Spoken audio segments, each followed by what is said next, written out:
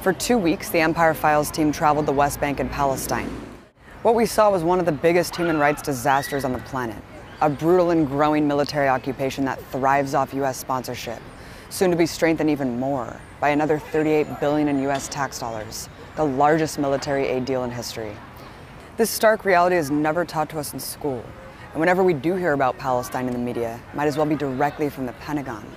It's a place the majority of Americans only get a first-hand look at on so-called birthright tours, which sell Israel as a fun, peace-loving country, living under threat of genocide from Muslims.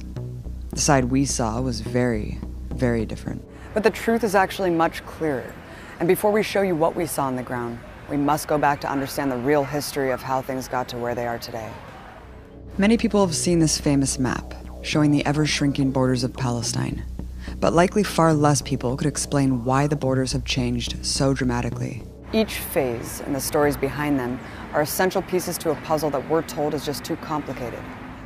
First, how did these original borders of Palestine form, from the Jordan River to the Mediterranean Sea? The countries of the modern Middle East were once the same swath of territory owned by the Ottoman Empire. Of the nearly 500,000 people living in Ottoman Palestine, 75% were Muslim, 20% Christian, and 5% Jewish. Nearly 100% were Arab. Its cities, especially Jerusalem, were buzzing hives of Arab art and culture, a destination for intellectuals across the Middle East. Before Palestine had borders, it was a recognizable nation, its cultural identities distinct, with deep roots in the land. But plans for that land were being made elsewhere in the world. In the late 1800s, it was being eyed to be colonized. In the United States, Europe, and Russia, anti-Semitism was a dangerous and growing force. Mob killings of Jewish people were a regular occurrence. In this climate of terror began what is known as Zionism, or the belief in an exclusively Jewish state to be established somewhere in the world. From its founding through the first half of the 20th century, the Zionists remained an extremely small minority among Jewish people. The ideology was rejected by both religious and secular Jewish people, who agreed that anti-Semitism was a great danger, but that they should organize to defeat it in their home countries, rather than by mass exodus to another people's land. Many argued that exporting entire Jewish populations from Europe was in essence acquiescing to the demands of anti-Semites. But Zionism, however marginalized, became a fervent political movement, led by its proclaimed father, Theodor Herzl, an Austrian atheist. While first considering Argentina and Uganda as a homeland, the Zionist movement claimed rights to what it called Greater Israel, which includes all of Palestine and part of today's Lebanon, Jordan, Syria, Iraq, and Egypt. Their right to this land was based on the ancient biblical kingdoms of the Old Testament, which disappeared 600 years before the birth of Jesus.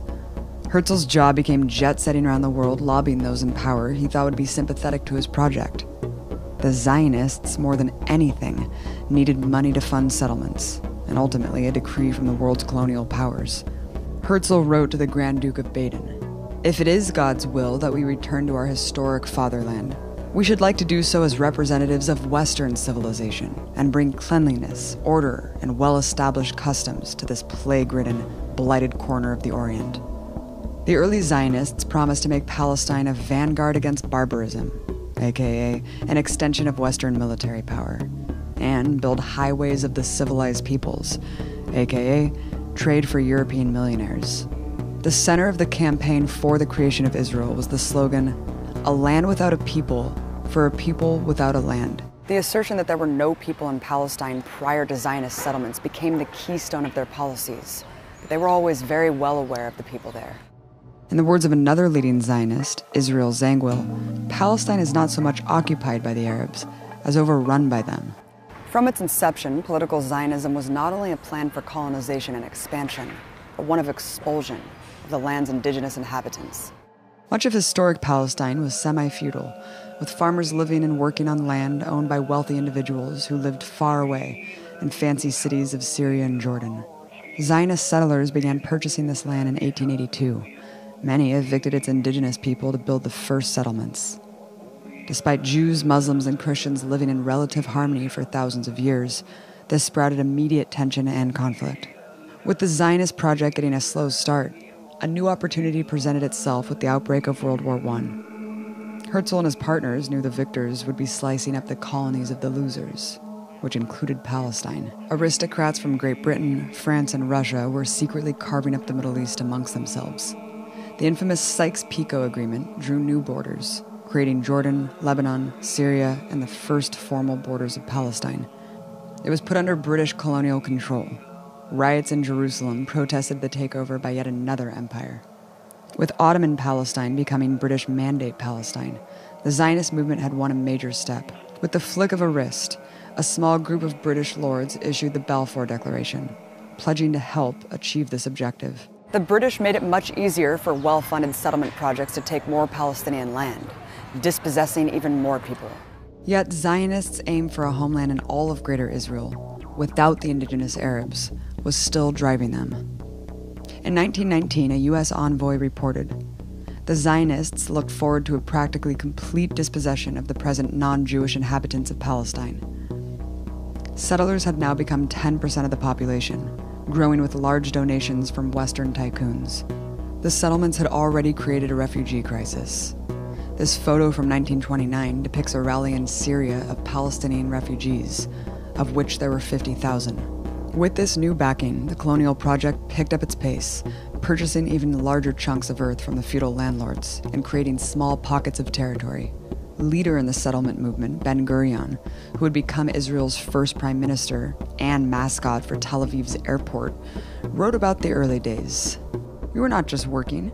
We were conquering land. We were a company of conquistadores. From 1920 to 1939, the settler population rose from 10 to 30%, and there was no confusion about what they were there to do. As Gurion himself said, we must expel the Arabs and take their places. Throughout these years, Palestinians launched several attacks on the encroaching settlements. Big clashes between settlers and Palestinians in cities grew deadly, killing many on both sides. But an era of wildly disproportionate death was about to begin. In 1936, the Palestinians launched a mass general strike. Protests lit up in numerous cities, and the strike held strong for 6 months. While initially peaceful, the British occupiers responded by declaring martial law. They recruited Zionist fighters to join them in raiding and attacking Palestinian villages. Scores of dissidents were executed. The strike evolved into an armed uprising against British rule. The British, along with their Zionist partners, used a strategy of blowing up thousands of Palestinian homes. On a single day in the village of Jaffa, they demolished over 200. This uprising was drowned in blood by the sheer force of the British imperial machine by 1939. 5,000 Palestinians were left dead. On the other side, 300 settlers and 250 British soldiers. It was through this bloody repression that the Zionists formed a bona fide armed forces, with thousands of them who were trained and armed by the British Army. In reality, it consisted of 2 wings. The Haganah, the official military force recognized by British authorities, and the other, a more radical wing, the Zionist militias. The biggest, the Irgun, with membership in the thousands. The Irgun was a more hardline terrorist organization that mostly targeted Palestinians, bombing civilian markets and more. Years later, they would also start attacking British soldiers. Their most famous attack was the bombing of the King David Hotel, murdering 91 people, among them 17 Jews. This ruthless approach of the Irgun was so popular in the settler consciousness that one of its head commanders, who presided over many massacres, would later become Prime Minister of Israel, Menachem Begin.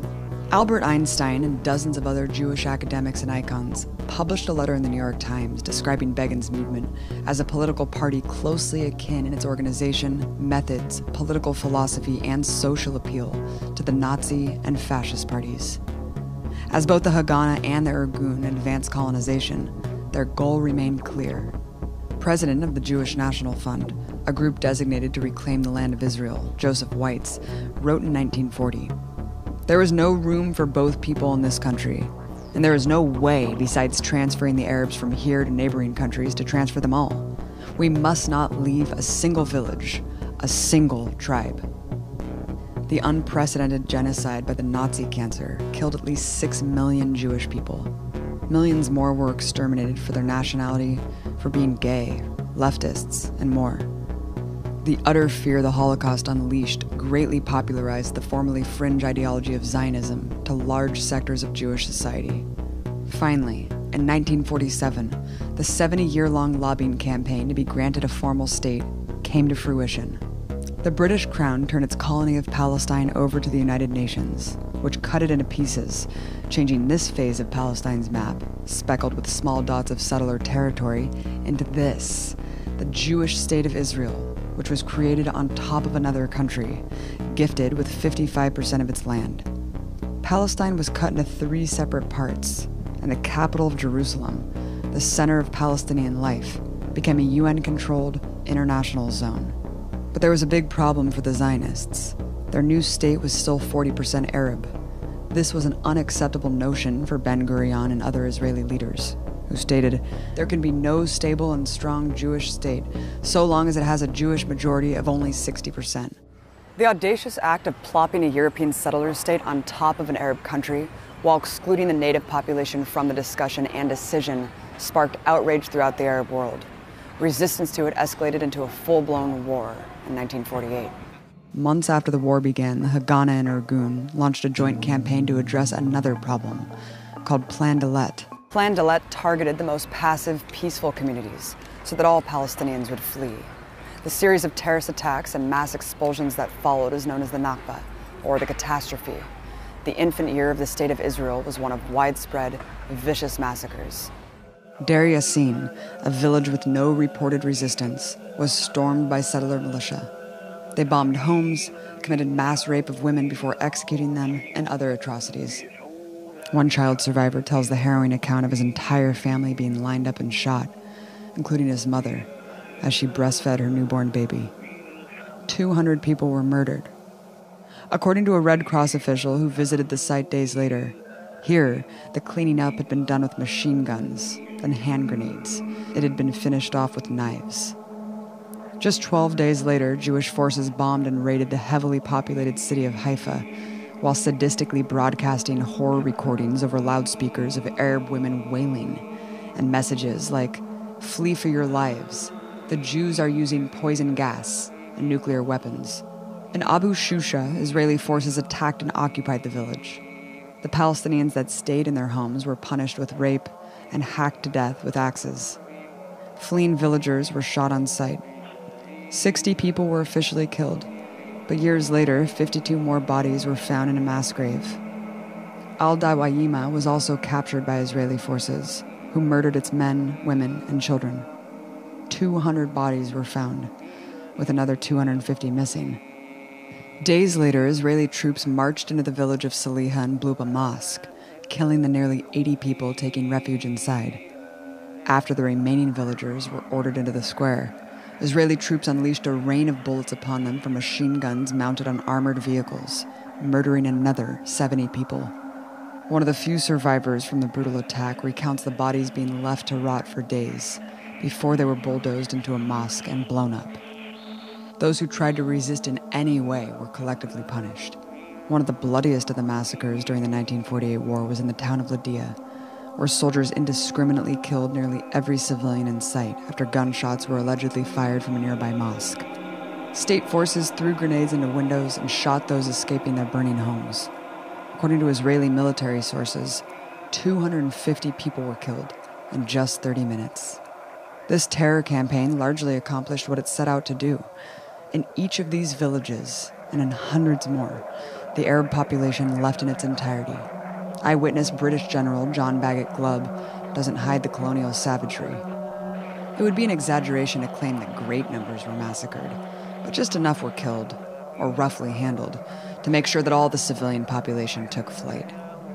Senior Israeli officer Yosef Namani wrote that in some villages, Palestinians greeted them with white flags and food. After seeing them executed, he said, "Where did they come by such a measure of cruelty? Like Nazis? Is there no more humane way of expelling the inhabitants than such methods?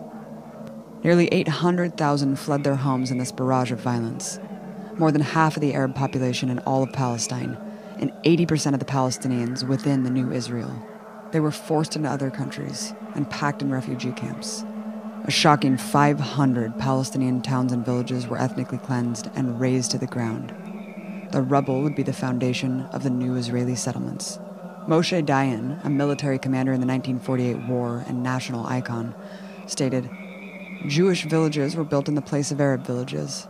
You don't even know the names of these Arab villages, and I don't blame you, because the geography books no longer exist. Not only do the books not exist, the Arab villages aren't there either. There is not one single place built in this country that did not have a former Arab population." In this brutal rampage, the military already seized half of what had been allotted to the Palestinians. By the end of 1948, Zionists had conquered 78% of Palestine. The Palestinians now left with only 22%. While some in the Palestinian resistance carried out their own attacks on civilians during the war, nothing compared to the scale of Israeli crimes during the Nakba. And as Israeli historian Ilan Pappé explained, these acts took place in the context of an ethnic cleansing that carried with it atrocious acts of mass killing and butchering of thousands of Palestinians, who were killed ruthlessly and savagely by Israeli troops of all backgrounds, ranks, and ages. This violent expulsion of nearly 1 million people was so outrageous that it forced the UN to respond, issuing a resolution ordering Israel to allow all 800,000 Palestinian refugees to return to their homes. Land ownership for Palestinians plummeted. Before 1948, Palestinians owned 90% of the land. 4 years later, they owned only 3%. To this day, they remain displaced. Tens of thousands still remain in refugee camps. Israel's excuse for refusing to honor this UN resolution is that the Palestinians left voluntarily. For those who remain inside the borders of Israel, the new regime codified into law the superiority of Jewish settlers. Israel legalized the theft of Palestinian homes and land, limited political participation, and implemented a separate set of rights. Arab areas were occupied by the military and subjected to curfews. Many were arbitrarily arrested and deported. While the settlers were depopulating the land of Arabs, they also needed to repopulate it with Jews. Fear of anti-Semitism around the world was the main driver. After the 1948 war, Jews in Arab countries were targeted by a rash of anti-Semitic violence, but some in the Zionist project were even willing to sacrifice their own. From 1951 to 1952, there was a series of bombings in Baghdad, Iraq, against synagogues and other Jewish targets, causing dozens of casualties. A group called the Zionist Underground was found responsible by the pro-Western Iraqi government. This is confirmed by former CIA officer Wilbur Crane Eveland, writing, "In an attempt to portray the Iraqis as anti-American and to terrorize the Jews, the Zionists planted bombs in the U.S. Information Service Library and in the synagogues. Soon, leaflets began to appear urging Jews to flee to Israel.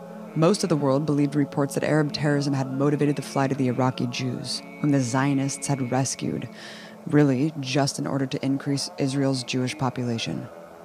In 1954, a similar operation was carried out by the Israeli government itself, this time for regional ambitions in Egypt. They orchestrated a number of bombings on U.S. and British civilian targets, planning to blame Arabs and communists. Throughout the 1950s, Israeli military power had grown quite formidable, armed primarily by France. It dutifully used these weapons to aid French and British imperialism, including the invasion of Egypt to try to topple pan-Arab president Gamal Nasser in 1956. But as Israel ran away in defeat, like a petulant child, it demolished any building it could along the way. This earned the eye of the U.S. empire. Recognizing Israel's value against nationalist movements like Nasser's, the U.S. became its main military financier and pledged its own military to protect Israel.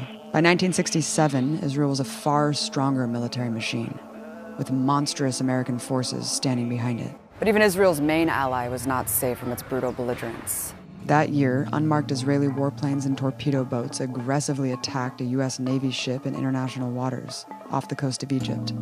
The relentless barrage on the USS Liberty, which had an American flag raised high, lasted for an entire 2 hours.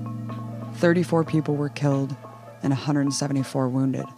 According to an NSA report, U.S. officials believed it was impossible for this to be a mistake, and that Israel intended to sink their ship and blame it on Egypt to goad the U.S. into invading. The attack was part of another ambitious land grab by Israel in what became known as the Six-Day War, the next chapter of Zionist expansion. Israel launched surprise attacks on Egypt, Syria, and Jordan. It invaded all of Palestine's remaining 22% of land. The official rationale for this major act of aggression was one of preemption, that the Jewish population in Israel was on the verge of being killed en masse by the Arab countries surrounding them. Many Israeli officials acknowledged that it was just propaganda, including top military commander during the war, General Mattiyahu Peled, who was quoted in Haaretz admitting, "The thesis that the danger of genocide was hanging over us in June 1967 and that Israel was fighting for its physical existence is only a bluff." The colonial superpower charged at lightning speed, showering the land with napalm. In less than a week, close to 40,000 Arabs were killed, many of them civilians in crowded cities that were firebombed and overrun by Israeli tanks. By contrast, under 800 Israeli soldiers were killed, along with 20 civilians. At the end of those 6 days, a new map emerged, closer to the greater Israel that the Zionists had always dreamed about. They conquered the Sinai Peninsula of Egypt, the Golan Heights of Syria, and the rest of Palestine. Another 300,000 Palestinians were made refugees during that short time. Many of them had already been made refugees once before, during the Nakba. While they had to ultimately return the Sinai to Egypt, the territory that Israel seized in this war remains under their control today. The map shows the existence of Palestinian territory. All of it is still subject to Israeli military occupation and law. Hundreds more legal settlements have also chewed holes in the map, reducing actual Palestinian landmass to almost nothing. While the occupation that continues today is presented as simply security measures to protect the Israeli state from terrorism, it is the same expansion and conquest that's marked the last century. In the face of unimaginable brutality all of these years, the Palestinian people have carried out their most powerful tool of resistance, continuing to exist, keeping their roots firmly planted in the land, where every possible weapon is used to expel them. And they've shown that heroic resilience will never die.